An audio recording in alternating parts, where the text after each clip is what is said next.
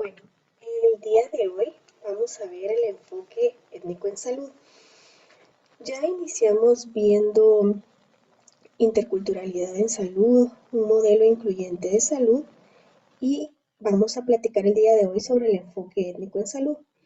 Esta es una propuesta hecha por la OPS que a mí me parece bastante interesante porque es mostrar cuantitativamente si existe disparidad étnica, es decir, en un mismo territorio, cuando existen dos o más grupos étnicos, usualmente hay un modelo hegemónico, que en nuestro caso es el modelo biomédico, y hay un grupo étnico que tiene una cuota de poder superior a las demás, en nuestro caso la población ladina. Entonces, en este caso, la intención es mostrar cuantitativamente si hay desigualdad en el acceso, cobertura, pertenencia cultural o calidad de la atención o no. Si sí la hubiera, habría que ver cuáles son los condicionantes y cómo disminuir esas inequidades. Lo que nosotros vamos a ver acá es que para poder hacer ese estudio se realiza una investigación de tipo mixta. Entonces, lo que hacemos es tomar herramientas de investigación basándonos en el método científico, pero utilizamos conceptos de las ciencias sociales, principalmente antropología, epidemiología sociocultural, sociología y psicología.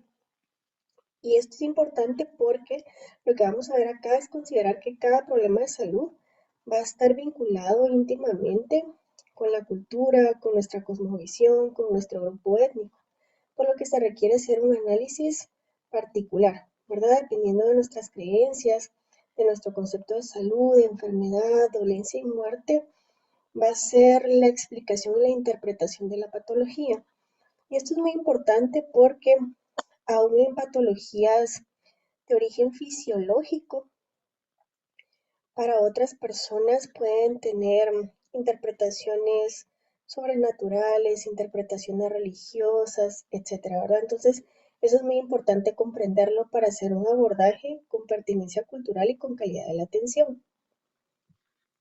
En la investigación lo que vamos a utilizar son las herramientas etnográficas que ya vimos algunas, ¿verdad? Si se recuerdan, ya vimos cuestionario, encuesta, entrevista, lista de cotejo u observación de tipo cerrado, observación participante, pero también hay otras, ¿verdad? Como los grupos focales, el método peer, que es el método entre pares, em, entre otros, ¿verdad? Entonces, estas son las que se suelen emplear para poder hacer el proceso de investigación. ¿Cuáles son las ventajas de hacer un estudio con enfoque étnico en salud? Lo importante de esto es que nos permite identificar aquellos grupos en un territorio que no estén alcanzando los beneficios que provee el sistema de salud. Es decir, si ustedes se recuerdan, desde los años 70 se ha intentado universalizar el acceso a la salud. Eso significa que el 100% de la población debería estar atendida, ¿verdad? Implica cobertura, calidad y pertinencia.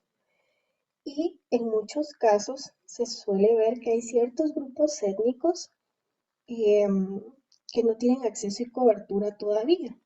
Y habría que ver si es un racismo estructural, es decir, si desde el Estado se ha desprotegido a esta población en particular o qué otras razones podrían estar sucediendo y cómo se podría eh, obtener que la población tenga acceso y cobertura inicialmente y generar estudios suficientes para hacerlo con pertinencia cultural y por ende con calidad en la atención. Entonces, eso nos va a permitir hacer un rediseño de las estrategias, de programas con características particulares, ¿verdad? Por ejemplo, eh, por ponerles un ejemplo, para hablar del ciclo del neonato, ¿verdad? De cómo va creciendo un bebé y cómo se debe de cuidar. Muchas veces se utilizan ejemplos de la milpa para explicarle, digamos, a algunas madres y lo entienden perfectamente bien. Pero estas madres usualmente son de zonas rurales que se dedican a la agricultura. con otras mujeres, pensemos en una mujer ladina, le podemos explicar de otra manera, ¿verdad? Entonces, eso es muy importante porque tiene esta educación en salud y estos programas de atención que van enfocados principalmente a la prevención, deben de estar muy adecuados a las características de esa población. Entiéndase grupo étnico, pero podemos agregar otras categorías como nivel de escolaridad, condición socioeconómica, ubicación geográfica, entre otras, para poder adecuar la información que se le brinda a esa población, ¿verdad? Entonces eso es muy importante. Para mostrar, como les decía, si existe entonces alguna diferencia o no, vamos a tomar como referente al grupo étnico predominante, no en términos cuantitativos, sino en términos de cuotas de poder, quienes han tenido más acceso y a este grupo, digamos, en un territorio en particular, lo vamos a tomar como referente, sus datos, y lo vamos a comparar con los otros grupos étnicos dentro del mismo territorio.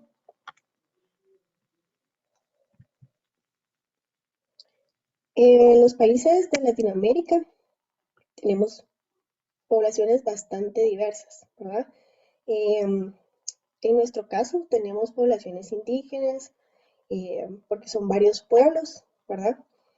Población garífuna, xinca, e incluso podríamos agregar otras. Pensemos, por ejemplo, como vimos en el tema del inmigrante, hay población de Honduras o nicaragüense, de hecho hay comunidades, ¿verdad? Que se quedan acá trabajando algún tiempo en lo que logran migrar y también las podríamos incluir dentro del sistema de salud, por poner un ejemplo, ¿verdad? Y entonces tenemos que ver cómo estas poblaciones tienen condiciones de vida distintas y esto va a ir ligado a sus necesidades en salud. Con condiciones de vida podemos hablar desde condiciones de la distribución del espacio, por ejemplo, según la cultura. La población ladina distribuye el espacio de su hogar de forma muy distinta a la población indígena, garífuna o xinca.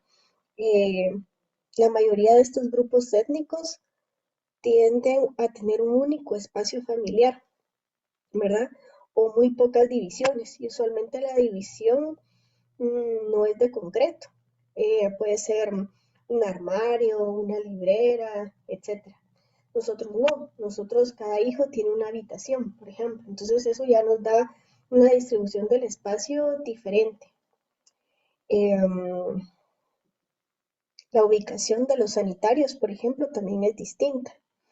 Y hay un único sanitario para un promedio de 10, 11 integrantes de las familias indígenas.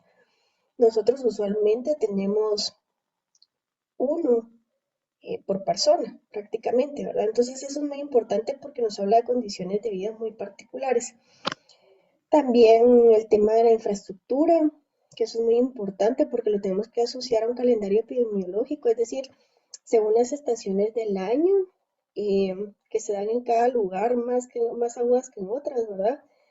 Eh, la infraestructura va a generar condiciones a favor o de vulnerabilidad, ¿verdad? Entonces eso es muy importante. Pensemos en lugares fríos, como San Marcos, por ejemplo, en donde muchas familias la casa es de lámina y a veces cuentan con piso de cemento, que es muy frío. Em, entonces eso va a generar probablemente condiciones de IRAS, ¿verdad? Infecciones respiratorias agudas que si no se tratan eh, pueden ser condicionantes de morbilidad o mortalidad, ¿verdad? Y esto entonces es importante considerarlo a la hora de generar un enfoque étnico en salud.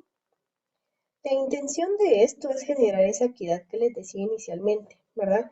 Em, porque ya sea porque no hay un puesto de salud eh, o porque la gente no puede llegar, ¿verdad? Entonces estamos hablando de acceso y cobertura, o bien porque las personas que atienden no hablan el idioma, hay una disparidad entre un grupo y otro. Entonces eso es muy importante. ¿Cuál va a ser la hipótesis? En este caso, como es una investigación mixta, es decir, de datos cuantitativos y cualitativos, Las investigaciones mixtas pueden o no llevar hipótesis, pero en este caso sí la lleva de cajón. Y las preguntas, digamos, serían básicamente si existe disparidad entre los grupos étnicos, sí o no. Y para esto tenemos datos duros que lo pueden corroborar, si se hace el registro, por supuesto. Em, pero también tenemos, como es una investigación mixta, aspectos cualitativos que nos van a poder descifrar y comprender esos datos duros, ¿verdad? Otras preguntas que son muy importantes dentro de este modelo, que son claves para poder em, abarcar las necesidades de la población, es, por ejemplo, si existen enfermedades no contempladas en el modelo de salud hegemónico. Como les explicaba con el MIS sí registra empacho, mollera caída, mal de ojo, etcétera, no porque un médico del modelo biomédico pueda tratarlo, sino para contemplar si existen enfermedades eh, dentro de ese territorio que no pueden ser tratadas bajo el modelo biomédico, pero que la población refiere padecer y que entonces se requiere de algún terapeuta, de algún profesional de la salud que pueda abordarlas, ¿verdad? Y en este sentido se va a buscar si existen tratamientos funcionales. ¿Esto qué quiere decir? Para ser clasificado como enfermedad, nosotros denominamos síndromes culturales. Cuando ustedes lo busquen en el CIE-10, así va a aparecer.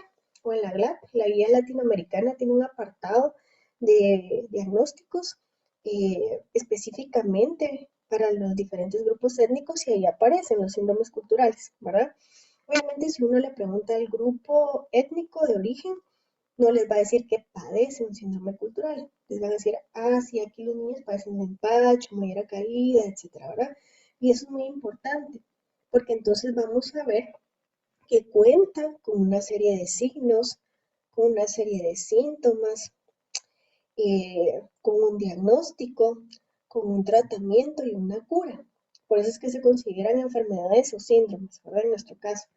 Y entonces habría que ver qué tratamientos se le dan y estos si son funcionales o no, ¿verdad? Em, y si de alguna manera están contemplados o pueden asociarse, digamos, al modelo de salud hegemónico. Si no es así, es importante saber quién los trata, cómo se realiza, en dónde se realiza, ¿verdad? Si es en la casa de las comadrón, los curanderos, o si ellos llegan a las casas de los usuarios, de los pacientes, etcétera. Para poder hacer esto, nosotros necesitamos una limitación geográfica y temporal. Es decir, estos estudios, por ejemplo, en Guatemala no se realizan porque son altamente costosos. Entonces, se debería de hacer, por ejemplo, por municipio, por departamento, y también por un periodo. Vamos a revisar en los últimos 5 años, ¿verdad? En los últimos 2 años. Usualmente se hacen 2, 5, 10 años para poder ver y analizar disparidades y si existen, digamos, estos condicionantes de salud o no. Eh, y las limitaciones geográficas que les decía. Entre más reducido sea el espacio, más funcional va a ser este estudio, porque mejor se van a poder manejar los datos y adecuar a esa población. Por eso es que muchas veces no se realiza, porque es altamente costoso. Y vamos a ver unidades de atención, de observación, perdón, que ustedes ya vieron en la lista de cotejo que les mostré, que usualmente la que ustedes hacen en Fraijanes, ¿verdad? En donde están todos los condicionantes asociados a viviendas, espacios laborales, espacios educativos, acceso a agua potable, recolección de basura, etcétera, ¿verdad? Para esto, entonces también vamos a ver una parte eh, que contempla aspectos cualitativos de la observación. Y eso es importante porque Bourdieu nos dice que lo colectivo se haya depositado en cada individuo. ¿Esto qué quiere decir? Jung también nos habla de una teoría similar que son los arquetipos colectivos. Em, los sujetos van manifestando y van reproduciendo su cultura, no siempre de manera consciente. Es decir, si uno le pregunta a la gente, mire, ¿por qué trata el mal de ojo de esta manera? Probablemente muchas abuelas comadronas podrán darles una explicación espiritual, profunda, etcétera. Pero si ustedes les preguntan, digamos, a los usuarios, no necesariamente van a saber el por qué. Van a decir, "Ah, así se ha hecho siempre, ¿verdad? Porque uno reproduce su cultura, reproduce su cosmovisión, que es su interpretación de la realidad, eh,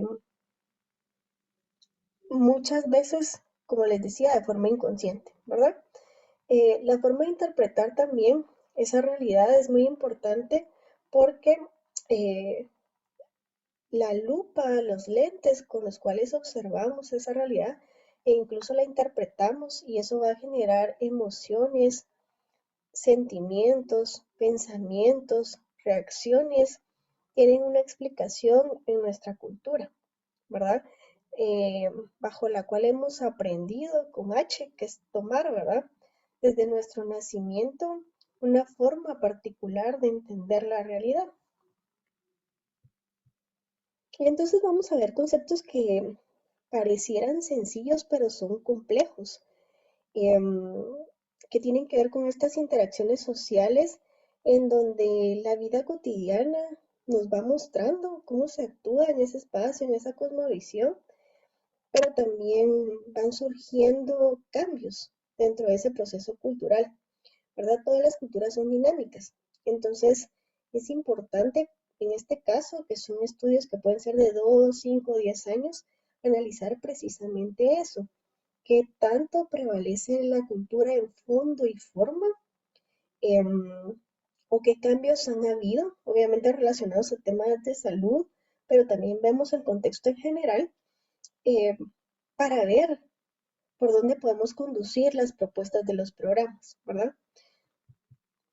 Entonces vamos a ver aspectos como la interacción social, que es este proceso de interconexión entre las personas, las cuales a través de sus acciones van reproduciendo formas de vida. Por ponerles un ejemplo de interacción social, y que también esto es muy importante analizarlo, leerlo, porque hay aspectos que nosotros deberíamos de incorporar, básicos, digamos, en el modelo de salud, que no van a aparecer en los libros, solo aparecen en esta observación de la interacción social. Por ejemplo, yo he tenido grupos de estudiantes en diplomados en donde los hombres se sientan de un lado y las mujeres de otro, ¿verdad? Y si uno quisiera hacer una actividad recreativa, em, tiene que contemplar que se da esta separación, ¿verdad? O si uno quisiera abordar un tema de salud, tiene que contemplar que históricamente en esa cultura se hablan los temas de manera distinta. Entonces, cómo hacer esos acercamientos, cómo trabajarlo, etcétera, ¿verdad? Pero otros aspectos, por ponerles un ejemplo de algo que puede parecer simple, pero que es clave, es cómo nos relacionamos en los espacios. Yo trabajé inicialmente hace 15 años en comunidades indígenas por mucho tiempo, y una práctica que ya se ha ido perdiendo, pero que yo todavía la viví, es que cuando pasaba, digamos, un anciano en la calle y uno iba caminando, uno tenía que detenerse y agachar la cabeza y esperar la bendición de este abuelo o esta abuela para poder continuar el camino. Yo en este caso estaba trabajando como psicólogo. Entonces, por ejemplo, si uno no sabe esta interacción social, estos patrones de interacción social, eh, puede tacharse de una persona maleducada. Y si ustedes son los médicos que están en ese puesto, en ese centro de salud, pueden pensar que ustedes son irrespetuosos. Entonces, eso es muy importante comprender cómo funciona cada cultura, cuáles son sus patrones de interacción, cuáles son las formas de comunicación, ¿verdad? Em, Porque van a ser claves al momento de hacer una inserción en el trabajo de campo, o de generar programas, o de generar propuestas que sean funcionales, que realmente sean asertivas. Y pues los patrones de interacción social son eso, son estos regímenes de prácticas colectivas que no aparecen en ley, pero que se dan dentro de estos espacios, dentro de estas comunidades. Entonces eso es muy importante comprenderlo para ser asertivos. Por ejemplo, nosotros hemos tenido estudiantes que cuando hacen su PPS saben que se tienen que ir a presentar con el alcalde, con los COCODES, con los líderes comunitarios, con los terapeutas tradicionales y con los líderes religiosos, porque cada vez que ocupan una ayuda o que quieren presentar un programa, ellos son quienes deben de avalarlo para que la comunidad pueda avalarlo, ¿verdad? Si alguno de estos líderes o lideresas eh, se interpone o considera que no es pertinente, pues va a haber un grupo de resistencia. Entonces eso es muy importante contemplar.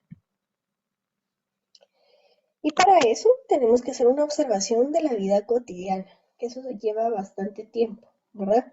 Y, y entonces es importante, digamos, poder ir comprendiendo sobre la marcha también, ¿verdad? Uno no termina de observar las diferentes dinámicas de una comunidad, pues cómo se da, digamos, esta relación humana dentro de este espacio determinado.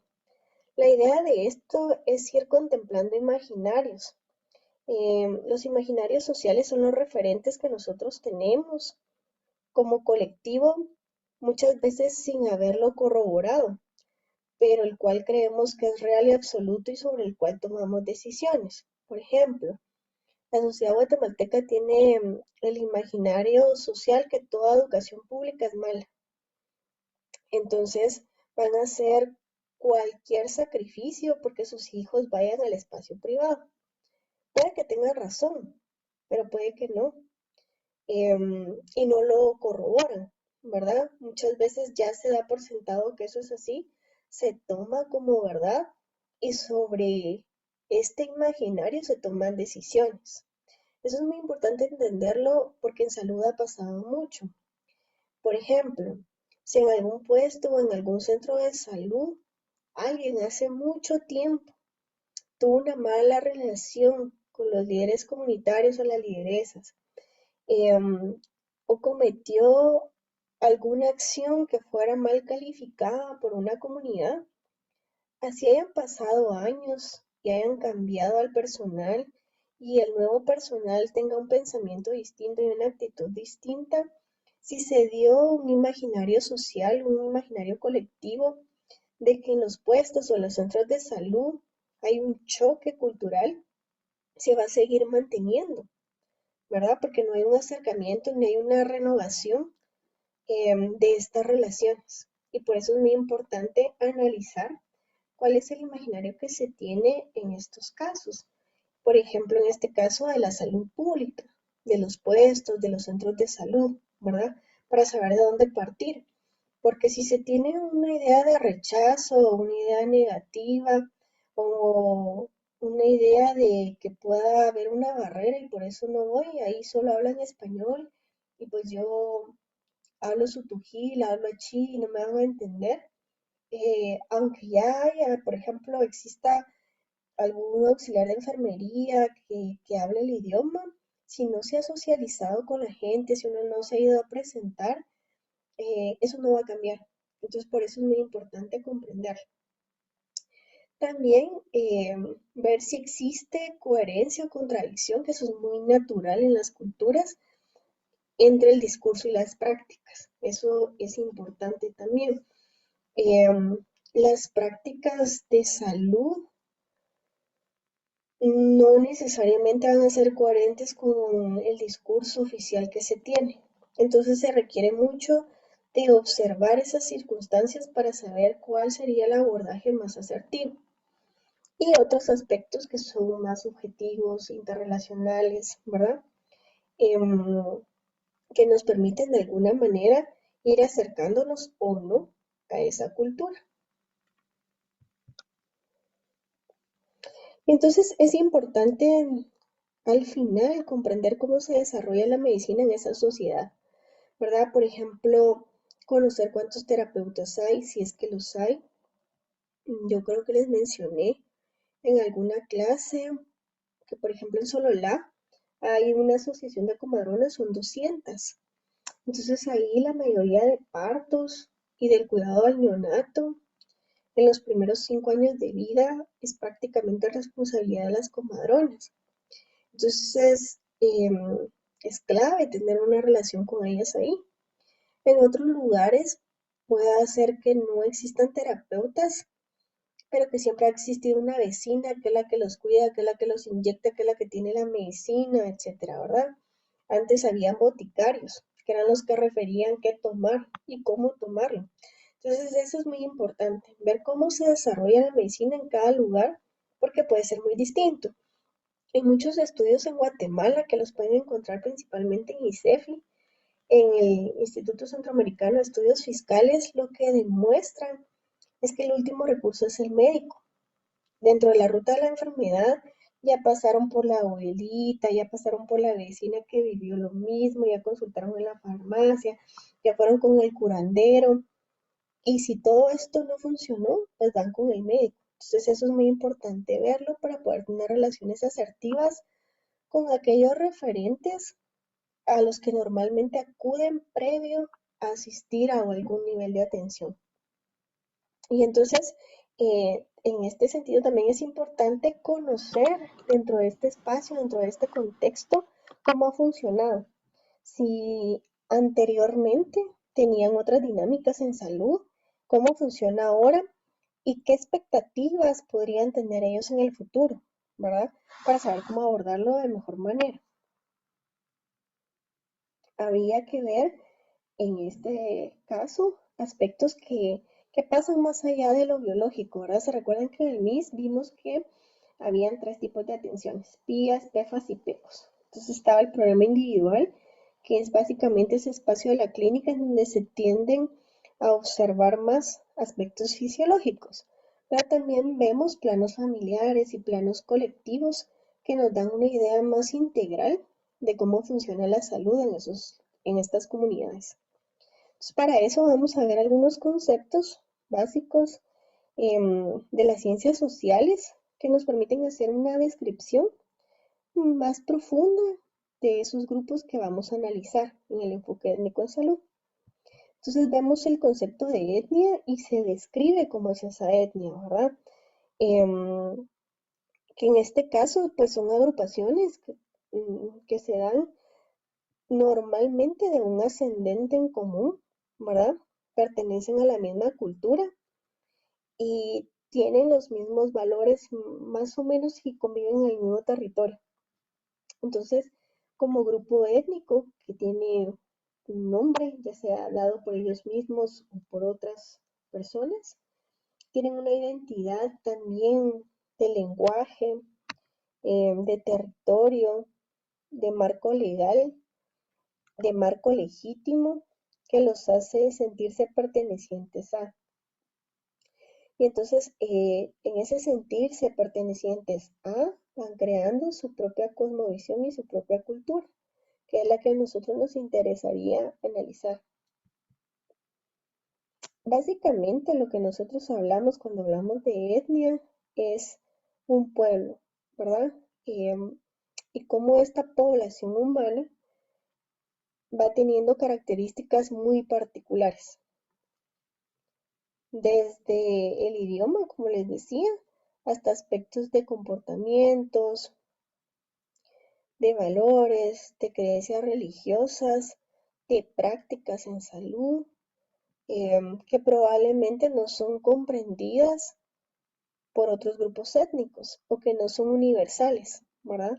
Y eso es muy importante describirlo porque nos permite entonces ver si este modelo hegemónico, que en nuestro caso es el modelo biomédico, es capaz de satisfacer las necesidades de esa población o no, de ese grupo étnico. Y vamos a ver entonces, bueno, esto ya se los había mencionado, pero también vamos a analizar eh, dentro del grupo étnico si existen, qué tan fuertes son sus lazos de solidaridad, ¿verdad? Qué tan fuerte es su identidad como grupo. Eh, ¿Qué tanto dentro de ese grupo, recuérdense que vemos pasado, presente y condiciones de futuro, ciertos valores, ciertas prácticas pudieran ir cambiando generacionalmente? Eso también es importante, ¿verdad? Porque En este caso podemos agregar categorías de edad cronológica, por ejemplo, de nivel socioeconómico dentro del mismo grupo étnico para ver si hay algún cambio. Y este cambio nos puede dar la pauta de cómo abordar el mismo tema de forma distinta dependiendo de estas clasificaciones, de estas categorías, ¿verdad? Em, y entre más unido sea el colectivo, es decir, que exista etnicidad y exista una buena relación eh, con su modelo de salud y con el modelo que se intenta proponer, va a ser mucho más asertivo los programas. Todos los programas de salud que pasan por un grupo que presenta etnicidad, es decir, que están unidos, que hay eh, lideresas y líderes que se identifican fácilmente, que tienen un liderazgo no solo legal y legítimo, es mucho más probable que el programa que esté bien hecho y adecuado a esa cultura sea mucho más exitoso. Bueno, y entonces eso es importante comprenderlo porque cuando hablamos de etnia lo que intentamos hacer es presentar todos estos condicionantes objetivos, observables, pero también condicionantes subjetivos, ¿verdad? Que es lo más complejo, ver imaginarios sociales, em, los valores asociados a temas de salud.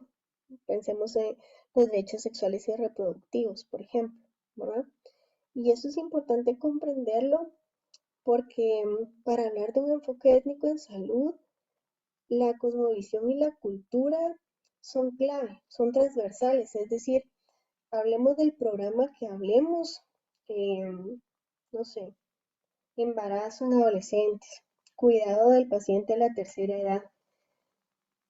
Debemos de incorporar la categoría de cultura y cosmovisión. ¿Cómo se trabajan estos temas con este grupo étnico? ¿Qué diferencia hay con el otro grupo étnico? Por ponerles un ejemplo, ahorita que hablé de las personas de la tercera edad, en muchos lugares, por cuestiones culturales y de cosmovisión, antes, y eso ha ido cambiando en los últimos 10, 15 años, toda la comunidad era responsable del cuidado de las personas de la tercera edad. Em, Todavía en algunos lugares se sigue dando, pero es más la familia la que asume esa responsabilidad, ¿verdad? La población ladina no necesariamente va a buscar profesionales de la salud que se ocupen del cuidado de estas personas de la tercera edad.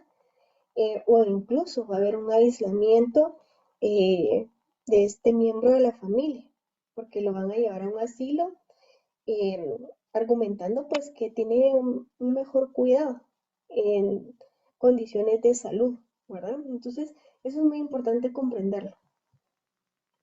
Entonces vemos que para la aplicación de este enfoque étnico se pasa, digamos, por ciertos pasos, como el método científico. Entonces, lo primero, la observación, ¿verdad? Seleccionar y delimitar un problema que puede ser desnutrición crónica, mortalidad materna, etcétera, ¿verdad? Para poder hacer las comparaciones, como les decía, poder reducirlo para corroborar no solo, digamos, si existe esta diferenciación étnica, sino para mostrar de manera mucho más profunda si existe disparidad o no. Entonces, la limitación del tema es fundamental, porque esto nos va a llevar a todo este marco teórico o estado del arte que tenemos a favor o que se requiere crear para poder abordar estos temas, ¿verdad? Entonces vemos nuestro marco político, nuestro marco legal, que nos dice referente al tema de salud que nosotros estamos investigando y cómo lo asociamos al grupo étnico que nosotros estamos analizando, que siempre se va a comparar, como les decía, con el grupo predominante. Entonces, en este caso se toman los datos. Yo hablé de mortalidad materna, entonces tomo los datos, hago una lectura de qué es lo que pasa culturalmente durante el proceso de embarazo, parto, posparto, cuáles pueden ser las demoras en esta situación, cuáles pueden ser los condicionantes de vulnerabilidad y los comparo con el grupo predominante, con el grupo ladino. si hay acceso, si hay cobertura, cómo se trabaja el embarazo, parto, posparto, etcétera, ¿verdad? Em, y entonces acá vamos a profundizar en esa caracterización. ¿Cómo funcionan estos dos grupos o más si los hubieran dentro de este mismo territorio? ¿Verdad? Pensemos, por ejemplo, en Izabal, en donde pues hay población maya, población shin, población garífuna, perdón, y población ladina.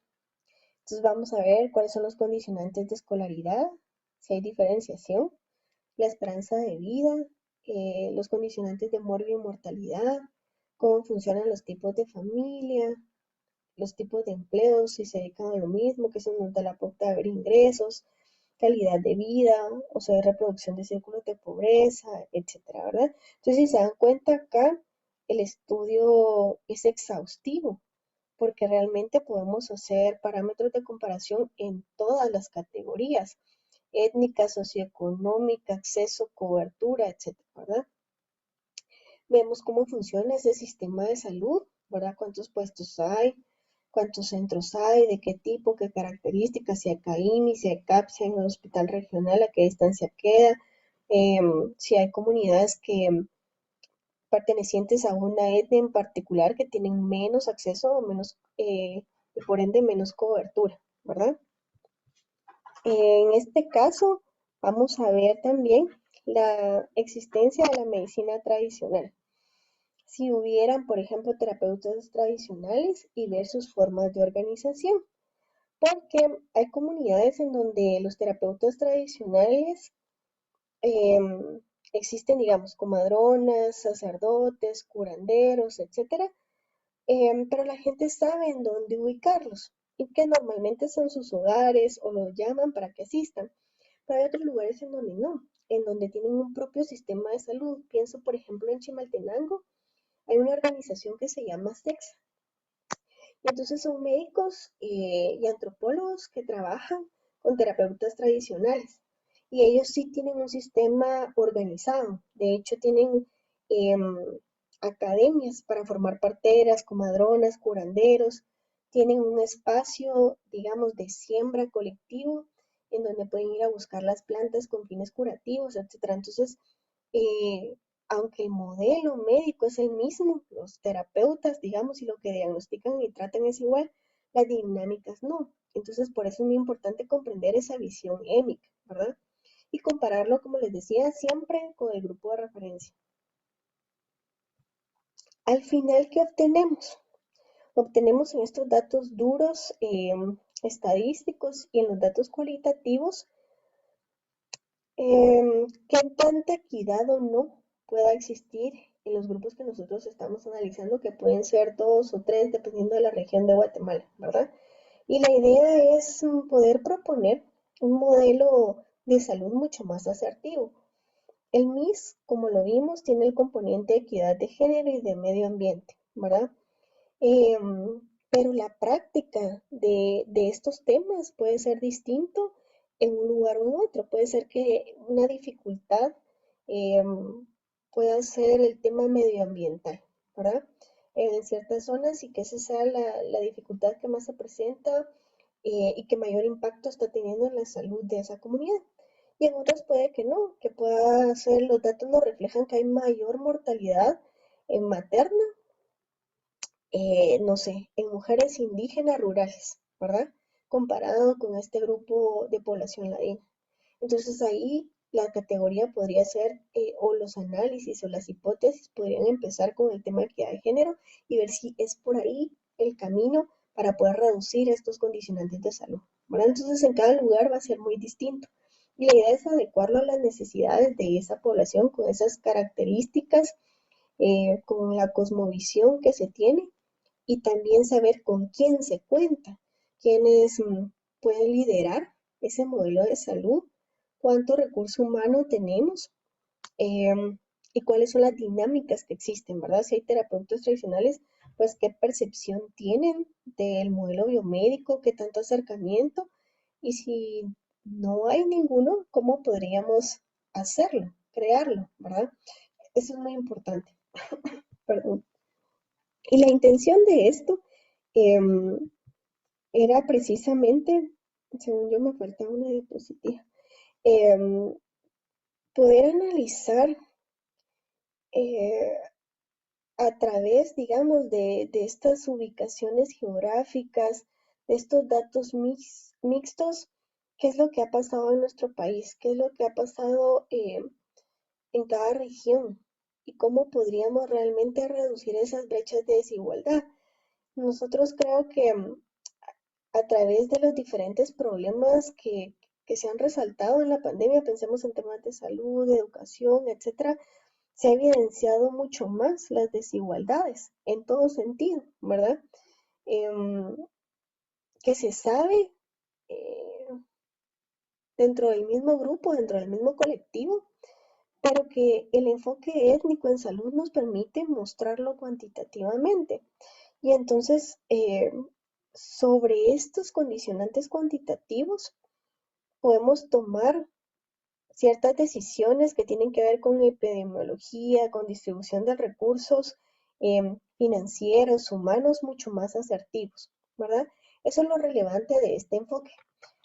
Lo triste de este enfoque, como les decía, es que, por ejemplo, en Guatemala no ha habido un estudio de mayor magnitud. Obviamente el más cercano es el MIS, y como lo hablamos en la clase anterior, se ha reducido cada vez más, ¿verdad? La profundidad de este estudio porque efectivamente es muy costoso y es únicamente funcional para ese grupo, pero es costoso inicialmente en términos de recursos, en términos de análisis, en términos de capital, ¿verdad? De financiamiento, pero posteriormente uno va viendo cambios no solo en los datos y en la reducción de condicionantes de morbilidad y mortalidad, sino mejoras en la calidad de vida y también cambios favorables asociados a la cultura. Como les decía al principio, uno reproduce la cultura y cuando uno incorpora dentro de esa cultura, por ejemplo, hábitos de higiene, hábitos de alimentación saludable, las siguientes generaciones lo van reproduciendo. Y eso es lo importante y lo asertivo de este enfoque, ¿verdad? Bueno, posteriormente ustedes en el portal tienen una guía para que vean otro aspecto, eh, otra forma de entender la salud, que es la medicina ecocultural. Aquí vamos a ir conociendo varios intentos, varios matices que el modelo biomédico ha intentado incorporar o implementar utilizando la categoría de pertenencia cultural en el análisis primario de los condicionantes de salud.